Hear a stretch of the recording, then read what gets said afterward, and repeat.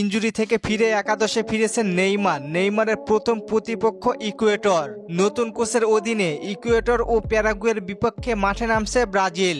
Neymar নতুন করে ইনজুরিতে না পড়লে ইকুয়েডরের বিপক্ষে নেইমারকে নিয়ে মাঠে নামবে সেলেসাও বাহিনী। ব্রাজিলের পরবর্তী 2 ম্যাচে কারা কারা থাকছে চলেন দেখে আসি। ইনজুরি থেকে ফিরে গোলবারে ফিরেছেন অ্যালিসন বেকার, সেন্টার ব্যাক। ইনজুরিতে অ্যাডার মিলিতাও, কিন্তু ব্রাজিলের হাতে অপশন রয়েছে অনেক। ইনজুরি কাটিয়ে আর্সেনালের ডিফেন্ডার থাকবেন দলে। তার সাথে আছেন প্যারিসের মার্কুনহোস ও মুরিলো। লেফট ব্যাকে আছেন কায়ো হেনরিক ও আবনার। রাইট ব্যাকে থাকবেন ভেন্ডারসন। হয়তো এই স্কোয়াডে দানিলো বাদ পড়তে পারেন। 4-2-3-1 ফরমেশনে 2 মিডফিল্ডার নিয়ে মাঠে নামবে ব্রাজিল দল। ব্রুনো গুইমারেস ও গারসন। তবে নতুন কোচের অধীনে ক্যাসমিরো থাকতেও পারে দলে।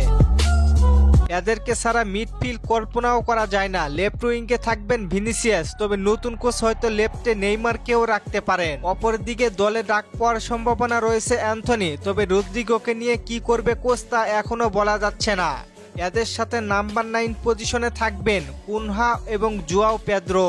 রাইট উইং হিসেবে আছেন সাবিনহো ও লুইস হেনরিক। ব্রাজিল বিশ্বকাপ খেলতে হলে মাত্র 4 পয়েন্ট বাকি তাদের। বিশ্বকাপ বাছাই পর্বে শেষ 4 ম্যাচের মধ্যে 1 জয় পাওয়া ব্রাজিল দল শেষে কি করবে চিন্তার বিষয়। লাস্ট 2 ম্যাচে ব্রাজিলকে চেপে ধরতে পারে বিপক্ষ দল। ব্রাজিল তাদের প্রথম ম্যাচ খেলবে ইকুয়েডরের বিপক্ষে জুন মাসের 4 তারিখে, আর একই মাসের 9 তারিখে প্যারাগুয়ের বিপক্ষে মাঠে নামবে 5 বারের বিশ্ব চ্যাম্পিয়ন ব্রাজিল। নেইমারের প্রত্যাবর্তন ও নতুন কোচের অধীনে দেখাতে পারে রঙিন স্বপ্ন। কি মনে হয়, নতুন কোচ এবং নেইমারকে নিয়ে বিশ্বকাপের টিকিট পাবে কি ব্রাজিল? জানিয়ে দিন কমেন্ট করে। নুমান ভাই প্রশ্ন করেছেন রিচার্লিসন কি জাতীয় দলে ফিরবে? জি ভাই ফিরবে। রাফি ভাই প্রশ্ন করেছেন অ্যালিসনের ইনজুরি কবে ভালো হবে?